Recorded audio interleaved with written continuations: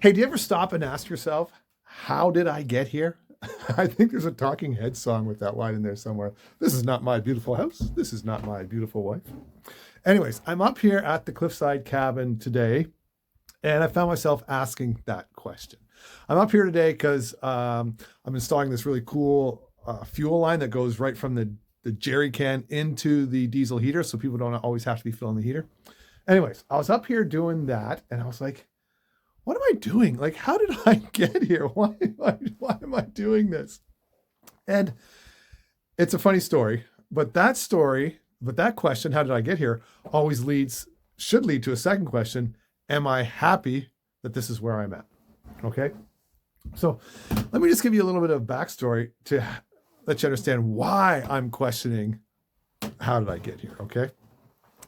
Because it was like 23 years ago when I bought this property. It's 164 acres, wooded acres in the Gatineau Hills. The Gatineau River is just over my shoulder that way. We don't have riverfront, but you can almost see the river from here. But when I bought this property, I didn't even know this cliffside area existed. It was just a bit hidden, right? And it might have taken me a few months to finally discover, if not more. Okay. And so it's kind of funny that when I bought the property, which was for the intention of one, I wanted to live here, and two, I was planning on doing corporate team building because this was the late 90s. Okay. I have my master's degree in management, and I've also done some work with Colorado Outward Bound when I lived in Leadville. And I wanted to combine the two for experiential education, and I was going to teach it. I was going to do team building stuff with all the high tech businesses that were in Ottawa, and they were huge in the 90s. This was called Silicon Valley North. Okay. And so there's Nortel and Mitel and JDS Uniphase, and Nortel especially, they had buckets of money that they were spending on team building activities. And so I thought this would be a great property to have to do that. And so what I purchased was 164 acres with an abandoned sawmill on it. Okay. The sawmill was 30 feet wide by 100 feet long, 2 stories. It had 3 walls and a roof. Okay. And the reason it had 3 walls is because the one wall was left open so you could drive logs into the structure and mill the logs into lumber. Okay. So that's what it was. And I was like, okay, so I can turn the upper floor into my living quarters for me and my girlfriend. Yeah, she was my girlfriend at the time. We weren't yet engaged. It was the same girl, Monique, but she was only my girlfriend at the time. But I thought things were going in the right direction. Anyways, so we'd live upstairs, and then I would make the downstairs into the venue where we did, the corporate meetings and the team building stuff, the indoor team building stuff. So that was the plan. And we'll move forward a little bit to when I went to meet Monique's father. And he's a pretty cool guy. He started his own company down in London. He's a commercial roofer. And so he's got the entrepreneurial spirit, and I thought he would understand what I was doing. But I guess as a protective father should, he's like, what if this doesn't work? That was a very astute question. But in my mind, that never came up in my head, right? It was just always, well, of course it would work. Why wouldn't it work? Like, Nortel is huge. Team building is a thing. I've got a really incredible programming. I'm a smart guy, and it's going to work. What I didn't foresee coming was the collapse of the high tech sector in this region.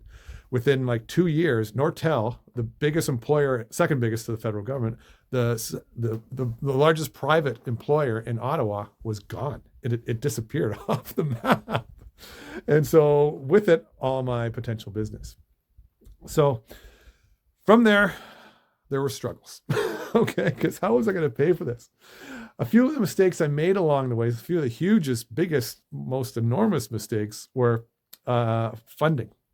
I assumed that when I bought the property, and I was able to buy the property through the sale of my house just south of Ottawa and my cottage. Okay, so it was $99,500 to buy the property in the abandoned sawmill.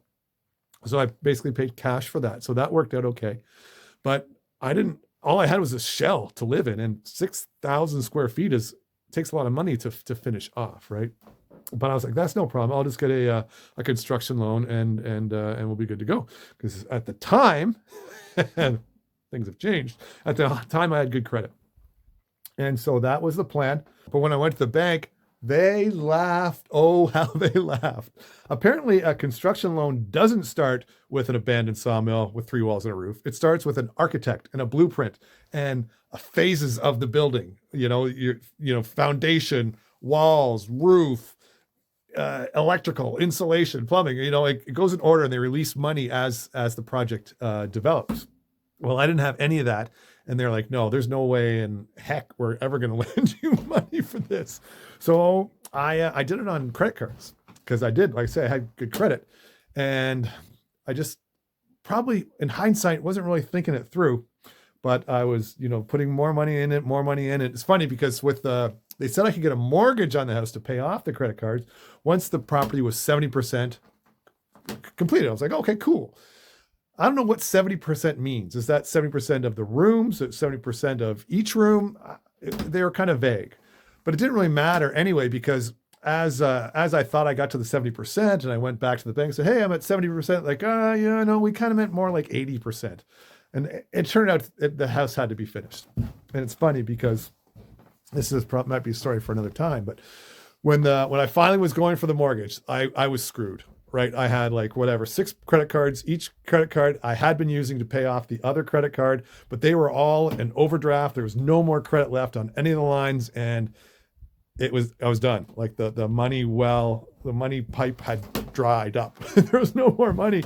And so when the home inspector came to see if it was, completed enough for a loan, there was one door going off the master bedroom. Like, oh, what's behind that? Storage? And I was like, yes, storage. And that is the ensuite bathroom, but there was nothing in there. It was just, studs.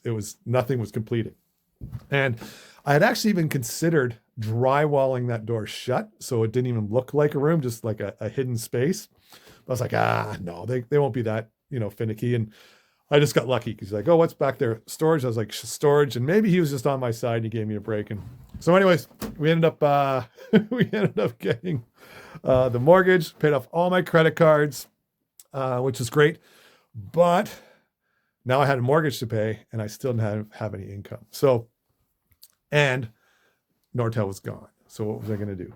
Anyways, just wanted to give you a little bit of a backstory about asking yourself, how did I get here?